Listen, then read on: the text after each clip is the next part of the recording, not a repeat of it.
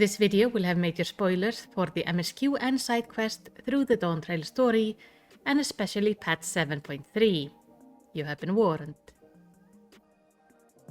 At the end of 7.3, we saw Calyx interacting with some Ascians, and it became clear he had been working with them for some time.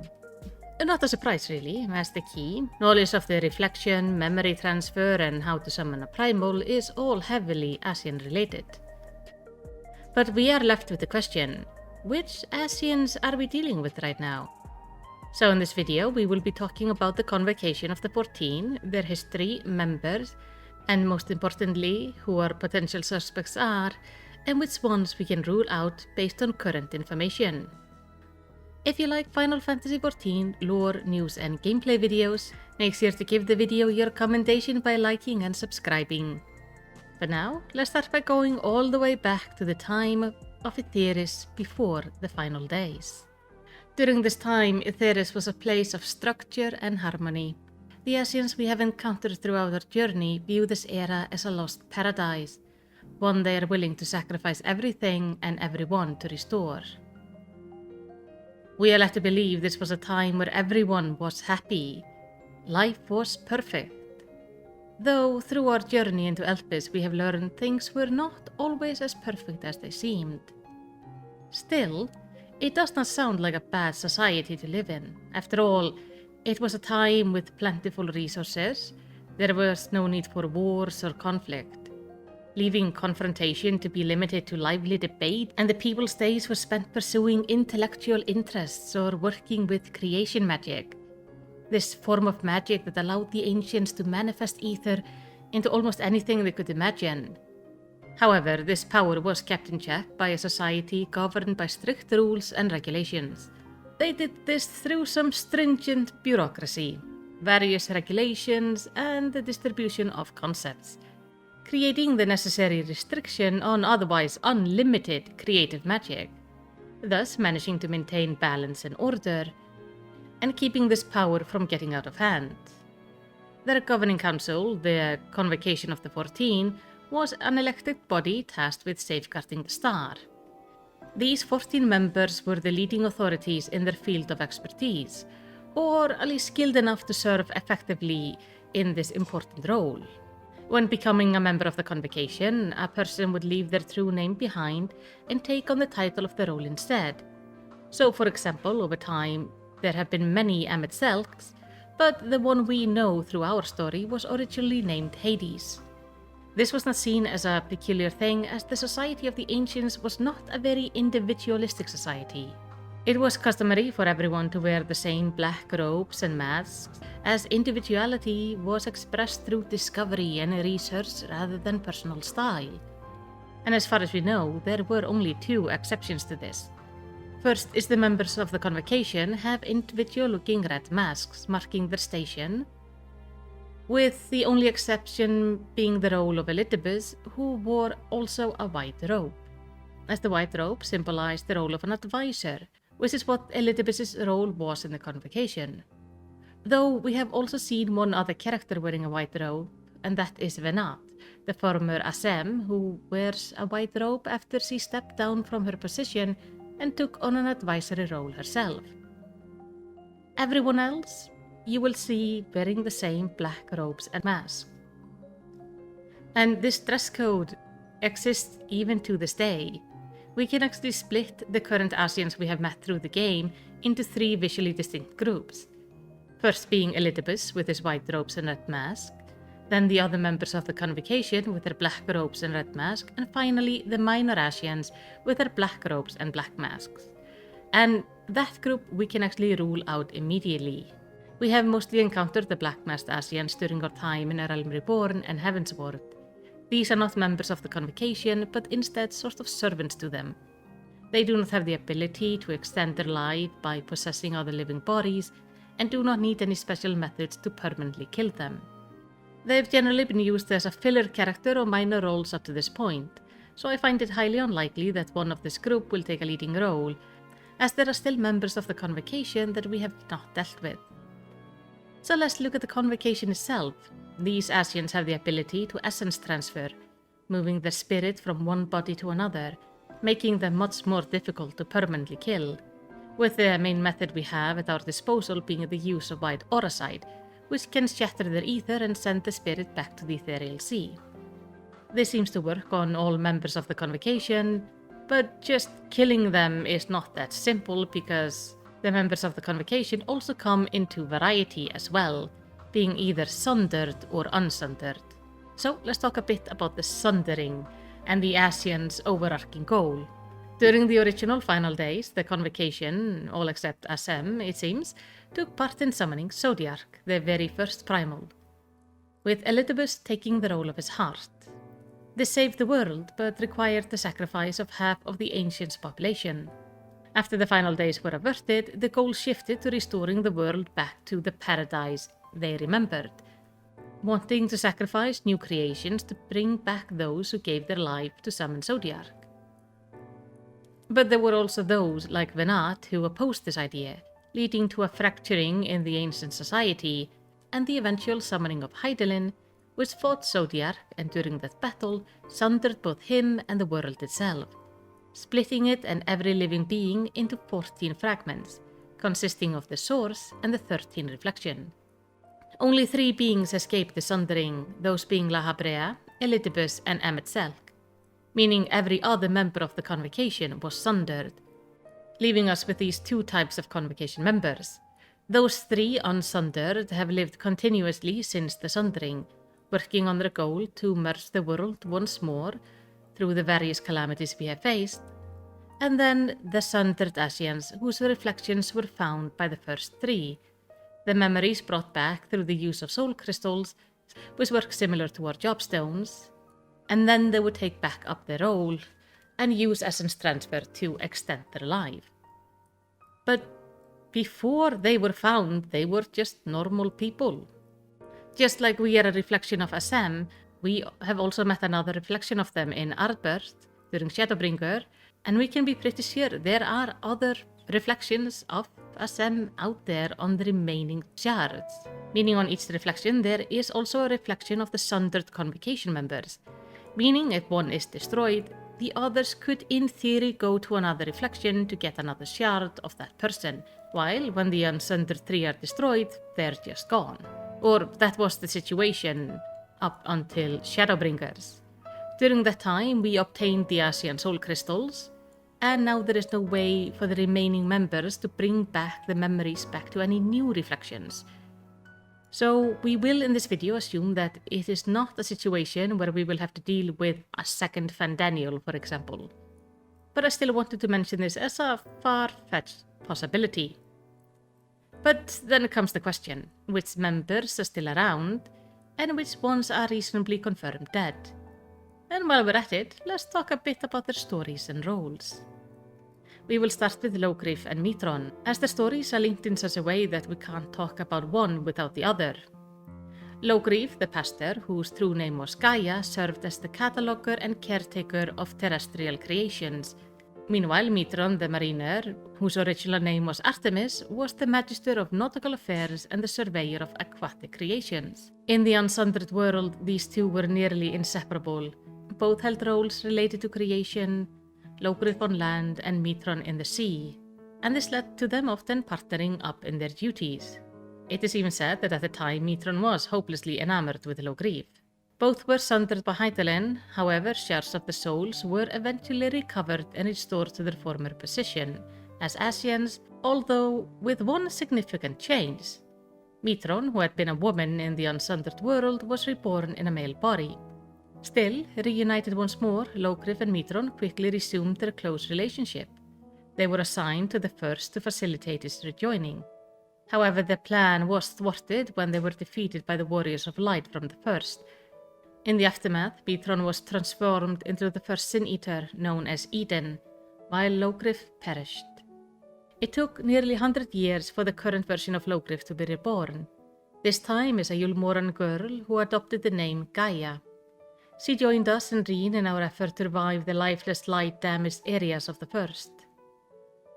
Despite being transformed into a Sin-Eater, Mitron still recognized her, and his adoration persisted. He did everything possible to sway her back to his side. Ultimately, we were forced to confront and defeat Mitron, leading to a bittersweet farewell between Loghrif and Mitron. Before Mitron returned to the Ethereal Sea, where they now await rebirth, hopefully into a happier existence. Meanwhile, Gaia has continued to live on, working alongside Reen to restore the balance of the ether on the first, and bringing life back to their home. Next is Emet-Selch. As one of the 3 unsundered members of the Convocation, Emet-Selch, known originally as Hades, has been quite busy over the millennia. Within the Convocation, he held the title of the Redeemer, serving as the keeper of the Underworld and the Overseer of Death. In this context, the Underworld refers to the Ethereal Sea, a realm Emmet was uniquely suited to oversee due to his rare ability to perceive the ether of all beings. It is so interesting to note that the Emmet we know was not the first choice for this role. His close friend Hythlotius was initially offered the seat, but declined and recommended Hades instead. Emmet was the one who later recruited Hermes as the next Fandaniel, but we will speak more of that when we get to the Fandaniel part a little bit later in the video. So, Emmet was one of the 3 members of the Convocation not to be sundered by Hythelin. He kept all his memories at the time before, including his life with friends he lost during the original final days. And since then, he spent every moment working toward the goal of bringing it all back. Emmet's influence throughout history is vast, and there is without a doubt much we do not know about it. We do know he was instrumental in the creation of the Allegan Empire by influencing Emperor Sunday. That empire fell at the end of the 3rd Astral Era, and we don't know what he was up to during the 4th and 5th eras. But I would personally not be surprised if he has something to do with at least one of the powerful magical cities during the War of Magi.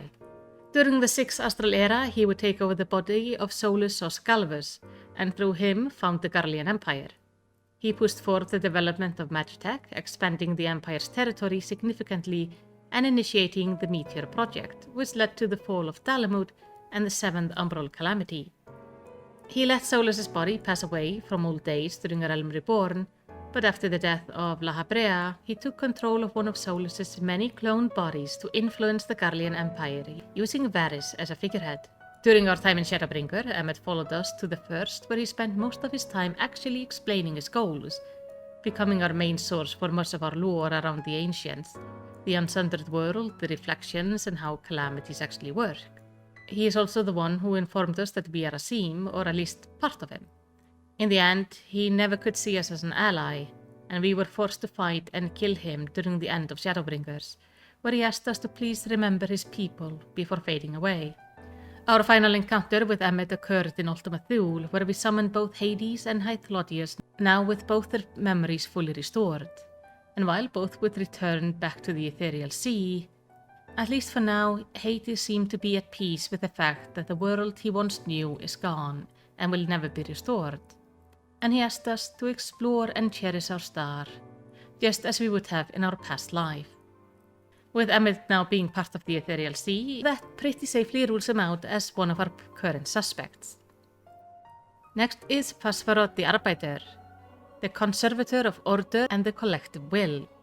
His role was to preserve discipline and order, and unlike the previous members we covered, we don't know much about him. We know he seems to inhabit a male body with blonde hair in his current appearance. He was one of the Sundered members, and a shard of him has been restored to their position. However, we have no idea where he is or what he is up to. The only time we have seen him in-game was during the A Realm Reborn epilogue, where we witnessed him praising Zodiark. With us having already seen him once, it makes him a very likely candidate to being one of the Ascians Calyx is dealing with. And now we must speak about Fandaniel. Fandaniel, known as the observer and assayer of extant phenomenon, held a crucial role of overseeing life within the Convocation. Originally, he was named Hermes, and served as the chief overseer of Elidibus, a facility dedicated to creating new life for the star. During his time there, he was grappling with the meaning of life, leading him to create the Metii, in an attempt to explore the universe for answers, only for them to conclude that life was meaningless and resolve to sing a song to wipe out everything as a mercy. To test humanity's right to exist, Hermes aided Mitron in escaping, and inflicted memory alteration upon himself and those present, erasing their knowledge of the impending danger. Well, all except Venat. Having no memory of what had happened, and believing that the Metii had failed, he accepted the role of Fandaniel. He was the one who realized the stagnation of ether around the planet signified where twisted creation would appear during the final days. And while he did no longer realize this was the Metii singing the Song of Oblivion, he did understand that the ether barrier around the star needed to be stronger to stop what was happening. So he proposed the creation of Zodiar, who did forestall the calamity but also tempered all members of the Convocation. But like most of the Convocation, he was sundered, his soul dividing into 14 fragments. And the next instance we know of him is actually on the Source, where he was reborn during the time of the Allegan Empire as a Mon, where he was instrumental in the revival of Emperor Sunday. During the Fourth Umbral Calamity, he placed a clone of himself within the Crystal Tower, and then embraced Sunday's mad ideals, not to restore the world, no, to simply destroy it. And to do that, he needed to free Zodiar. As he knew without Zodiar's protection, the world would once more be open to the final days. So during Endwalker, he went and influenced Xenos, corrupted the Garlean Empire, and in the end died along with Zodiar, meaning his soul is likely in the Ethereal Sea awaiting Reaper. So for now, we hopefully should not have to worry about him. Next is Altima the Composer, the advocate of aesthetics and the myriad arts.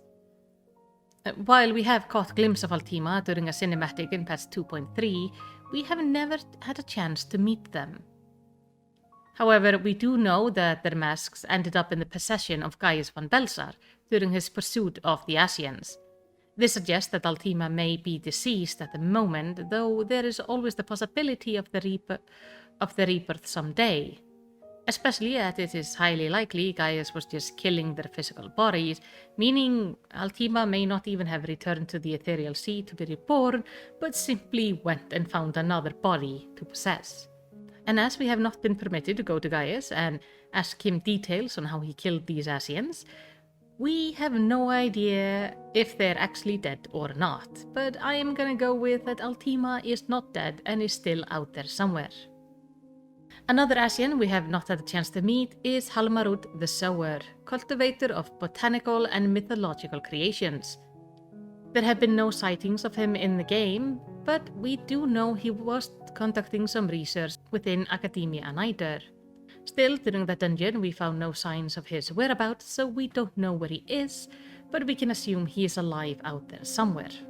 Moving on to my least favorite Ascian with Nabriales, the Contender, martial champion and refiner of technique.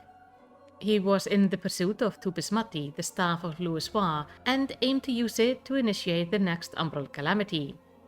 He became the first Ascian the Scion successfully killed using White Oracide. However, Moonbrida had to sacrifice her ether and life to destroy him. Through him, we gained a much better understanding of the Echo and how the Ascian soul transfer works. And he taught us that Ascians can actually be killed, and for that I am very grateful, but I still really hate this guy. Then there is Igeyorhm the Rhetorician, auditor of debate and collector of knowledge. She was the cousin of Lahabrea, and while she was sundered, Lahabrea did find a fragment of her soul and restored her memories to bring her back to the Convocation. Being one of the first Sundered to return, she was one of those who went to the 13th to try to create the first Umbral Calamity. There she manipulated the Dark Knight Golbex into killing the Watcher of the 13th, under the pretense of eliminating the chaos that was engulfing their world. Only for the world to be flooded with darkness to the point that it was little more than an empty void, making it unsuitable for rejoining with the Source. On the Source, he was involved in the corruption of Archbishop Thordan VII during the Heavensward expansion. She was working on this with Lahabrea, but they were foiled by the Warrior of Light. She fused with Lahabrea in the Ethereochemical Research Facility to create the Ascian Prime, but even then they were defeated. After the fight, she was trapped in a white Oracite crystal, which was then shattered, destroying her for good. So we can be pretty sure she's gone. Next is Deudalaphon the Invader, the appraiser of architecture and patron of invention. Like Altima, we have never encountered them in-game, but their mask is in the possession of Gaius von Belsar. And like I mentioned with Altima, we simply can't confirm for sure that they are fully gone, as we don't know how Gaius killed them. Meeting Deudalaphon is a possible candidate. Next is Emmerololth the Mender. They specialized in medicine and healing during the Convocation days. We first saw them during the reunion patch in 2.3, but the main role they played was within Eureka, though before we ever arrived. When they learned about the primal Eureka imprisoned on the Isle of Val, they tried to find a way to use his power. There, Gale Baldassian and his companions cast the Isle of Val into the livestream, and supposedly destroyed Emmerololth, scattering their essence within the ether such they should never be able to reform again. Though there is one minor problem. As Emmerololth is still around in the reunion during patch 0.23, there is a question if this might be a new version of Emmerololth, so that we had one that got destroyed on the Isle of Val, and another one has been found and brought back into the Convocation. We can't be 100% sure, so for now I would say Emmerololth is a potential suspect, though an unlikely one. Lahabrea, the creator, who held authority over creation principles and phenomenology, the seat was held by Hephaestus, and he was the first Ascian we had to properly find. During his time before, he was married to Athena, and together they had a son named Erichthonius, and they oversaw the Pandemonium facility under Elpis, where valuable but very dangerous creations were kept for research. One example of this is the Phoenix, which Lahabrea created. It was meant to have healing powers, which it does. Sadly, it also has a one-track mind of burning the world to ash. Fun stuff. At first, Athena was the overseer of Pandemonium. She was the first to discover Oracite from a black rock which fell from the sky. This rock she would name the Heart of Sabik and imprint part of her consciousness onto it. Lahabrea would discover that she was doing experiments on the sun, and wanting to truly understand why she was doing this, he allowed her consciousness to merge with his own, corrupting him. He ended up having to kill his wife and split his soul in two, separating the tainted side from himself, before taking over Athena's position as the head of Pandemonium.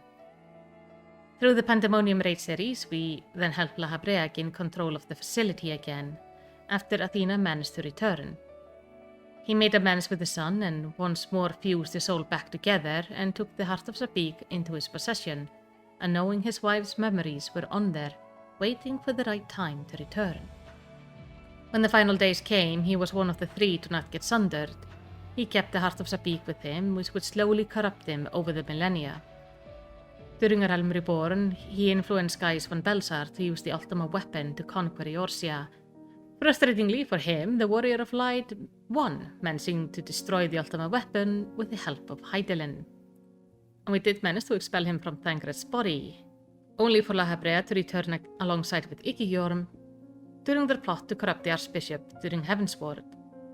There he helped him become the primal King Thordan, who ended up absorbing Lahabrea's soul during our encounter in Ascians, ruling him out as one of our candidates. The second to last member we want to talk about is Elidibus the Emissary, the educator of the Convocation of the Forteen. The last person to take on this role was Themis, a young and kind soul who at first seemed almost wrong for this position as the mediator, but earned his peers' respect for his hard work, kind nature, and pragmatism. He was the youngest of the Convocation and looked up to the other members, especially Emet-Selch. In his timeline, his first encounter with us is actually during the Pandemonium raid series, where we assisted him and Lahabrea in regaining control of the facility. But his most notable role started during the first final days. When the time came to summon Zodiarch, Elidibus took the role of being the first sacrifice and became Zodiarch's heart, and with it saved the star.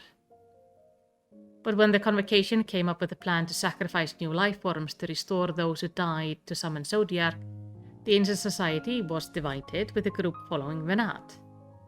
Being the mediator, Elidibus observed this and separated himself from Zodiarch to resume his role within the Convocation to try to bring on peace. but he was unable to stop Venant from summoning Hydaelyn and subsequently sundering the world. Elidibus was one of the three who were not sundered and immediately began working with Lahabrea and Emet-Selch on the rejoining. And throughout the ages, he would manage the precise balance of light and dark on the shards to facilitate the rejoining and prevent another mistake like the 13th. This would lead to times where he would actually oppose his Ascian brethren, as his goal to keep the balance could at times go against their plans. Throughout the expansions, we encountered him several times, culminating with the final time being a fight during Shadowbringers, where we hopefully permanently struck him down, meaning he is most likely not coming back. And then the final member, Asim the Traveller, Pilgrim of the Star and Counselor of the People. This one is a bit funny to talk about as, mentioned before, we are one of these shards, but Asim's soul was sundered and spread across the different shards, meaning there are other reflections of him out there. And knowing a personality of a reflection can be quite different from the original, as we saw with Fandaniel, it is not completely out of the realm of possibility that one day we will deal with another shard of Asim. Though I don't think that is what's happening right now. So if you look at the ones who are remaining, our current suspects are Pashtarot, Altima, Halmarut, Deudalaphon, Emmerololth, and another shard of Asim. But now the question is, which one of them, or, well, which group of them, was Calyx speaking to at the end of 7.3? And while I have no concrete theory on it, I at least believe it is one of these 6. So I would love to hear your theory down in the comments. Tell me, who do you think Calyx was talking to? And do you believe it is one of these 6, or perhaps someone I have already ruled out? Let's talk about it down in the comments, and while you're there, make sure to give the video a commendation by liking and subscribing, so you can get more Final Fantasy XIV lore, news and gameplay videos. En in the end, all I wanna say is takk fyrir að horfa og eigðu yndislegan dag.